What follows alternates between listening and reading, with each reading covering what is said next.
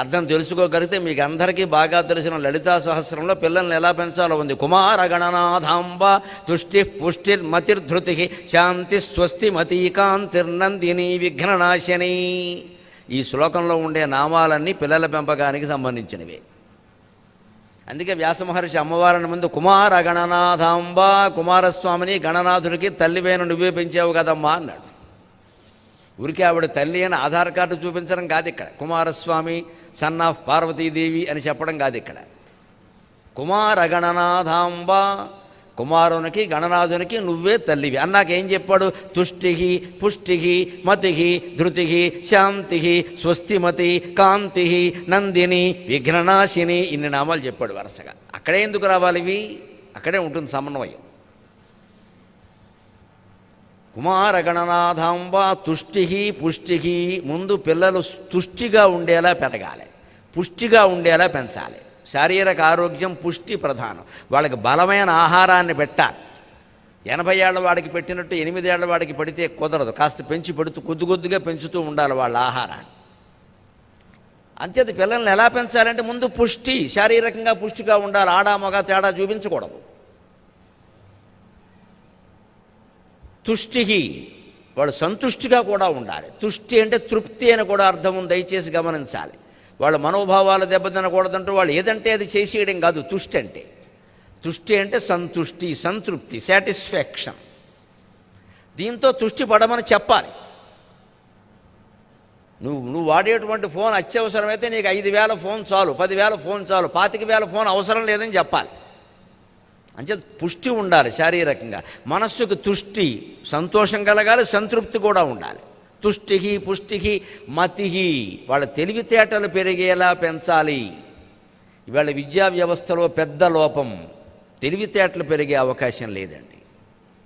పాఠం వారే చెబుతారు, అన్ని బోర్డు మీద వారే రాస్తారు, దానికి మళ్ళీ నోటుబుక్ ఒకటి ఇస్తారు, అవి వాళ్ళ దగ్గరే అమ్ముతారు, అవన్నీ అవే కొనుక్కోమంటారు, అందులోంచే పరీక్షలు పెడతారు, రాసేయమంటారు, దానికి మళ్ళీ 4 సమాధానాలు ఇస్తారు, మల్టిపుల్ చాయిస్ అని. ఏదో ఒకటి టిక్కు పెడితే చాలు. ఈ వ్యవస్థలో ఎప్పుడూ తెలివితేటలు పెరిగే అవకాశం లేదు. ఖచ్చితంగా ఒక జటిలమైన పద్యమో సమస్యో ఏదో ఇచ్చి దాన్ని వాళ్ళని ఆలోచించమనాలి సొంతంగా. ఇంట్లో కూడా మనం అటువంటి పొడుపు కథల ద్వారా పరీక్షలు పెట్టాలి పిల్లలకి. అంతేకాదు కౌమార వయస్సులో మనం నేర్పాల్సింది పిల్లలకి, వ్యాసుడు చెబుతున్నాడు లలితా సహస్రంలో, ధృతి, ధైర్యం ఉండాలి. చీకట్లోకి వెళ్ళొద్దని చెప్పకూడదు, టార్చిలైట్ పట్టుకుని వెళ్ళమని చెప్పాలి. పాములు కరుస్తాయి, తేళ్లు కుడతాయి అని భయపెట్టకూడదు. కరిస్తే ఏం చేయాలో, కుడితే ఏం చేయాలో, కుట్టకుండా ఎలా తప్పించుకోవాలో, కరవకుండా ఎలా తప్పించుకోవాలో చెప్పాలి.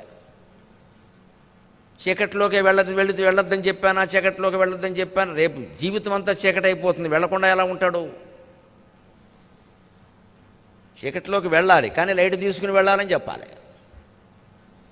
అంచేది చీకట్లోకి వెళ్ళమని చెబుతున్నట్టే అక్కడ ఖచ్చితంగా లైట్ తీసుకుని వెళ్ళు, ఏమి ఇబ్బందులు, ఏమో వెతుక్కో, ఎంతసేపు వెతుక్కుంటావు, కానీ చూసుకో, ఇది కరవకుండా చూసుకో, కుట్టకుండా చూసుకో. అంతేగాని వెళ్ళొద్దు అని ఆడపిల్లకి కానీ మగపిల్లలకు కానీ నేర్పామంటే వాళ్ళు ప్రమాదంలో పడిపోతారు. ఇంక దేన్ని ఎదుర్కోలేరు. ఇంక భయం భయం భయం, అన్నిటికీ భయం.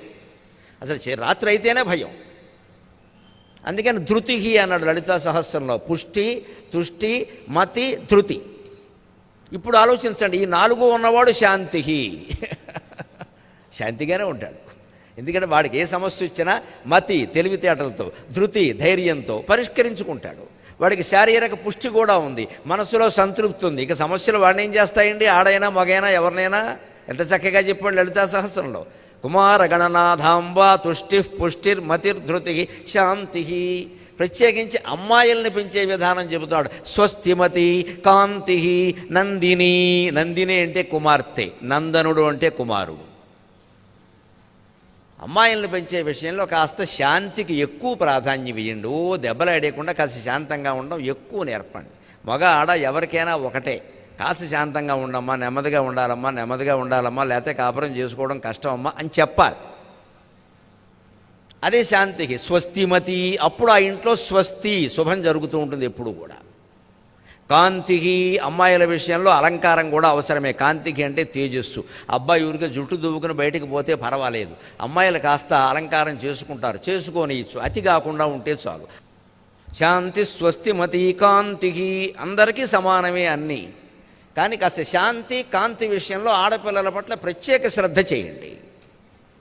నందిని అందుకే కుమార్తె అని చెప్పాడు. అప్పుడు విఘ్ననాశిని, ఇంకా అమ్మాయి ఎక్కడున్నా ఎటువంటి ఆటంకాలు ఉండవు, అన్ని పనులు జరుగుతాయి. మీరే ఆలోచించండి, తుష్టి పుష్టి మతి కాంతి శాంతి ఇన్ని ఉన్నాక స్వస్తిమతి ఉండడం కాంతి ఉండడం విచిత్రమా? తప్పకుండా ఉంటుంది.